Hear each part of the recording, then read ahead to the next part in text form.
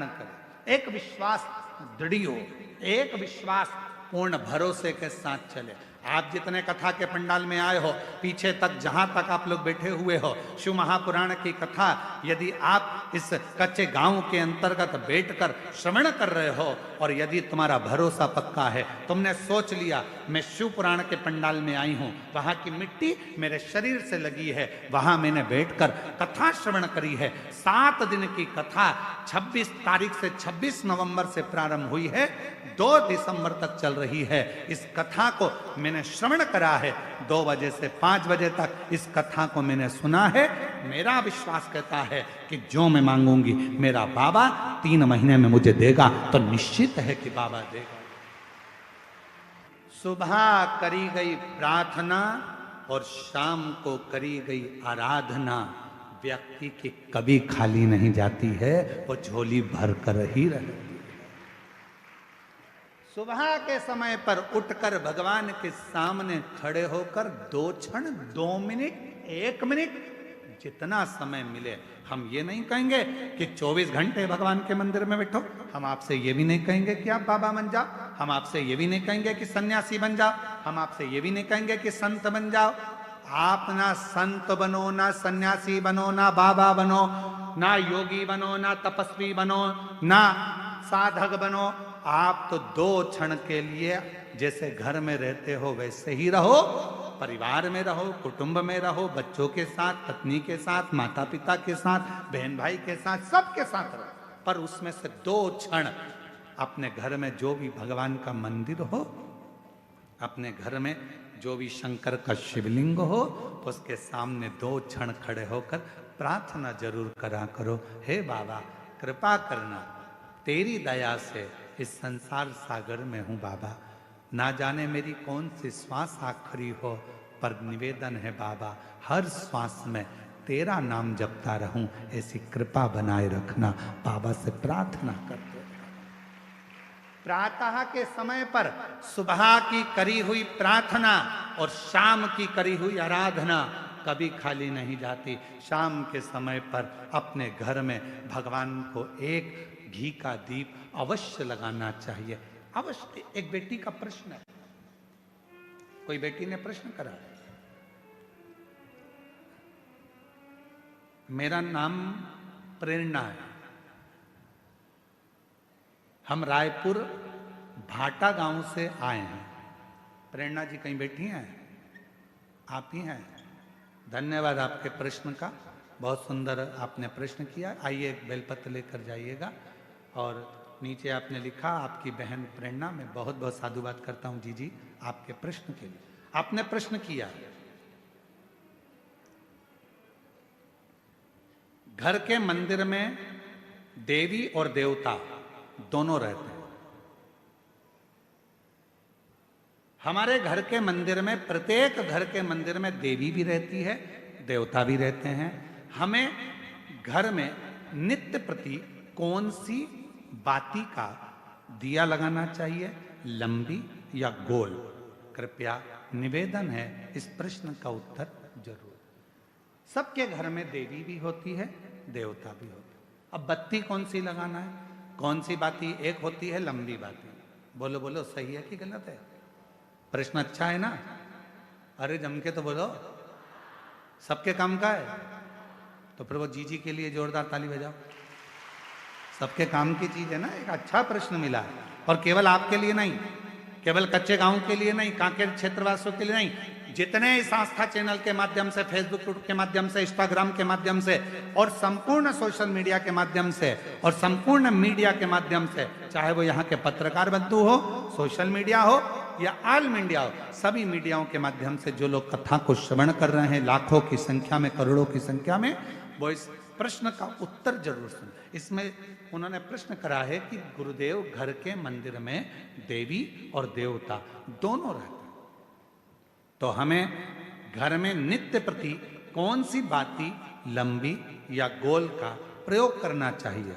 तो निवेदन है, जब नवरात्रे का समय आए और 9 दिन तक देवी माँ आपके घर में विराजमान हो, या दीपावली का पर्व हो जब महालक्ष्मी की पूजन कर रहे हो, तब लंबी बाती का प्रयोग करें, बाकी के समय में घर में हमेशा गोल बाती का प्रयोग चालू रखें। गोल बाती का प्रयोग जो क्या कौन सी आपके यहाँ गोल बोलते हैं, फूल बोलते हैं? गोल फूल बत्ती का प्रयोग कर, फूल बत्ती। और कभी कभी यदि आप महालक्ष्मी का पूजन कर रहे हैं, माता लक्ष्मी का पूजन कर रहे हैं, माँ जगत जननी की आराधना कर रहे हैं, साधना कर रहे हैं, माँ आदि शक्ति को प्रसन्न करना चाहते हैं, माँ आदि भवानी को प्रसन्न करना चाहते हैं, और जिस दिन तुम्हारा मन कर जाए कि आज मेरी माता की कृपा मुझ पर होना है, माँ करुणा करे, माँ जगत जननी जगत धात्री माँ अम्बा कृपा करे, तो निवेदन है उस दिन 2 दीप लगाया करो, एक गोल बाती का, एक लंबी बाती का। ये 2 दीप जब हम शिव और शक्ति के लिए लगाते हैं तो हमारे मन की कामना पूर्ण जरूर होती है। प्रयास करा करो कभी कभी, कभी। और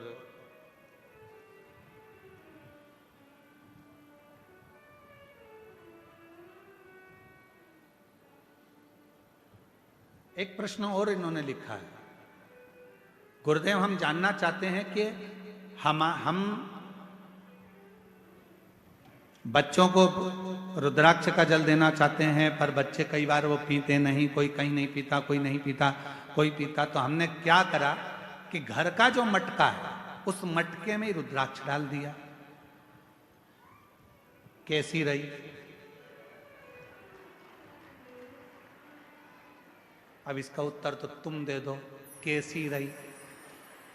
अरे अच्छे तो बोलो, बोलो जम के, कैसी रही? अच्छी रही। तो मेरी जीजी प्रेरणा जीजी और जीजा जी, आप दोनों को प्रणाम, नमन। जीजी को भाई की ओर से, जीजा को साले की ओर से प्रणाम।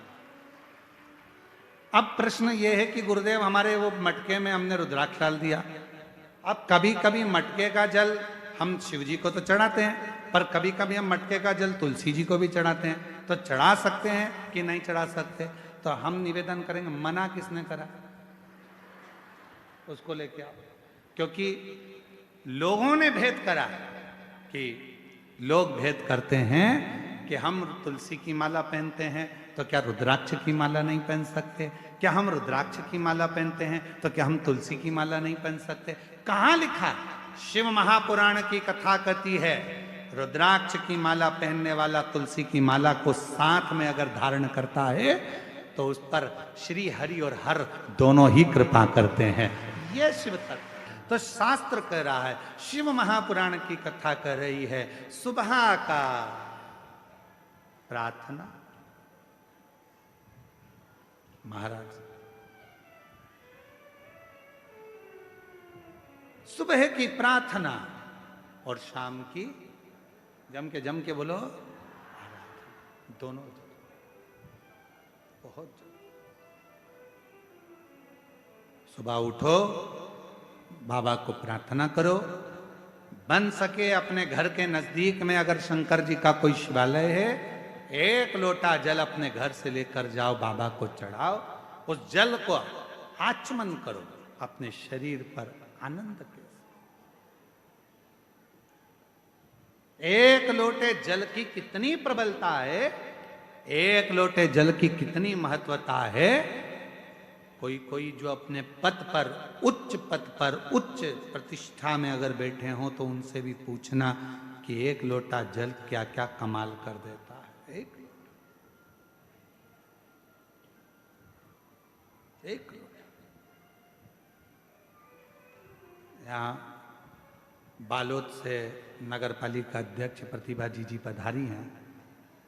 मैं साधुता देता हूँ, कभी मौका लगे तो इनसे पूछना कि 1 लोटा जल, इन्होंने सोचा भी नहीं था कि हम नगर पालिका अध्यक्ष बन जाएंगे क्या, पर जब रायपुर कथा चल रही थी और वहाँ मिलने आई थी तो हमने एक ही बात कहा था, जीजी शिव जी पर जल चढ़ाते रहना, एक दिन मेरे भोले बाबा हाथ पकड़कर कहाँ कहाँ ले जाकर छोड़ेगा ये उसके ऊपर निर्भर। साधुता।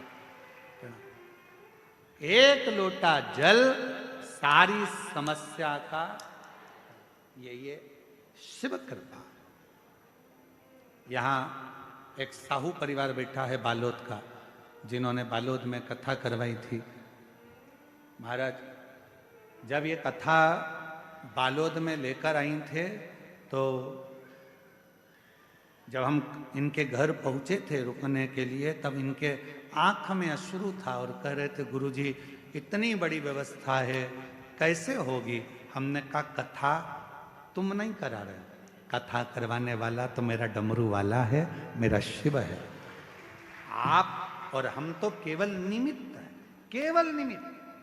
और ये शिव की कृपा हुई थी कि बालोद में कथा बहुत सुंदर तरीके से हुई। इसके लिए आपको साधुता है, ये शिव कृपा।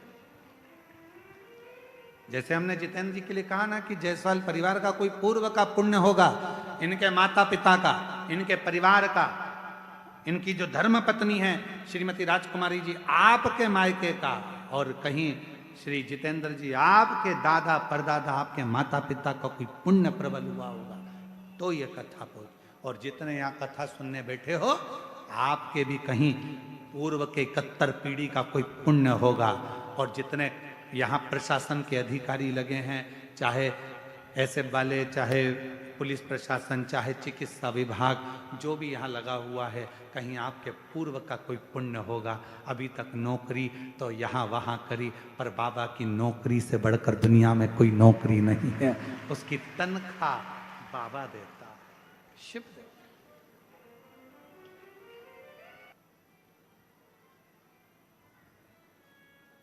तो कई लोग कहते, गुरुजी हम कैसे मान लें? उसका प्रमाण शिव महापुराण में दिया। देवराज नाम का ब्राह्मण, कभी ब्राह्मण कुल में जन्म लेने के बाद भी उसने कभी ब्राह्मण कर्म नहीं किया था। कभी ना भजन किया, ना कभी सत्संग किया, ना कभी कथा का स्मरण किया, ना कभी संकीर्तन किया, ना कभी पूजन करी, ना कभी पाठ किया। केवल परिवार में रहता था, अच्छी धर्मात्मा पत्नी थी, 2 घर में बच्चे थे, पर किस्मत देखो, ब्राह्मण कुल में जन्म तो लिया, पत्नी भी मिल गई, बच्चे भी मिल गए, पर संगत अच्छी नहीं मिल पाई। एक दिन पर स्त्री के चक्कर में पड़ गया, पर स्त्री के चक्कर।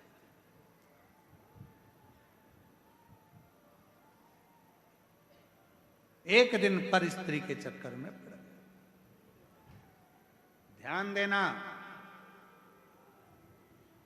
पराया धन और पराई नारी, पराया धन और पराई नारी एक दिन बर्बाद कर कर ही रहते हैं। पराया धन भी बर्बाद कर देगा और पराई स्त्री। कभी बाबा से प्रार्थना करना कि हमारी जिंदगी में कभी ऐसा समय मत लाना कि कोई पर स्त्री हमारे सम्मुख में हो। हमारे जीवन में ऐसा समय मत लाकर रख देना कि पराया धन हमारे सम्मुख नहीं। बाबा भगवान भोलेनाथ जी से कहना कि ऐसी कृपा करना मेरे शंकर, ऐसी करुणा करना मेरे भोले बाबा, अगर मुझे देना तो मेरी किस्मत का देना, जो मेरे ललाट पर लिखा हो, ऐसे भाग्य का देना जो सतमार्ग में लगे, अच्छी जगह लगे, अच्छे कर्म में लगे। ऐसा धन मत दे देना जो ले जाए, न डॉक्टर में लगाओ, न इसमें लगाओ, न उसमें लगाओ, गलत गलत जगह पर धन लगता रहे। कहीं कोर्ट में लग रहा, कचहरी में लग रहा, थाने में लग रहा, कहीं हॉस्पिटल में लग रहा। ऐसा धन, ये धन नहीं चाहिए, ऐसा धन नहीं चाहिए। कोर्ट में लग रहा है, कचहरी में लग रहा है, थाने में लग रहा है, हॉस्पिटल में लग रहा है, पड़े हुए हैं, इलाज पे इलाज चल रहा है, कहीं ये धन वहां यहां ना जाने कहां कहां। ना ना ना बाबा, अगर तू देना तो ऐसा धन देना कि वो कहीं लगे। तो जैसे आज जायसवाल परिवार शिव महापुराण की कथा करवा रहा है, ऐसा धन देना कि हमारे भी जीवन में एक कथा हो, ऐसी देना। तू मना नहीं, पर सत्कर्म कर, अच्छा दे। प्रार्थना, कई लोग कहते हैं क्या सुबह की प्रार्थना और शाम की आराधना क्या जीवन बदल देती है? बदलती है। जरूर बदलती है। बस याद रखो, प्रातः के समय पर प्रार्थना करो, बाबा को नमन कर कर, निवेदन कर कर, एक लोटा जल समर्पित कर कर। और जैसे जैसे प्रदोष काल आए, शाम का समय, सूरज ढलने का समय हो, प्रदोष काल का समय हो, प्रदोष काल का समय हो, और हल्का हल्का सूरज डूब रहा हो, अंधेरा थोड़ा थोड़ा छा रहा हो, और उस समय पर जब हम बाबा को दीप लगाकर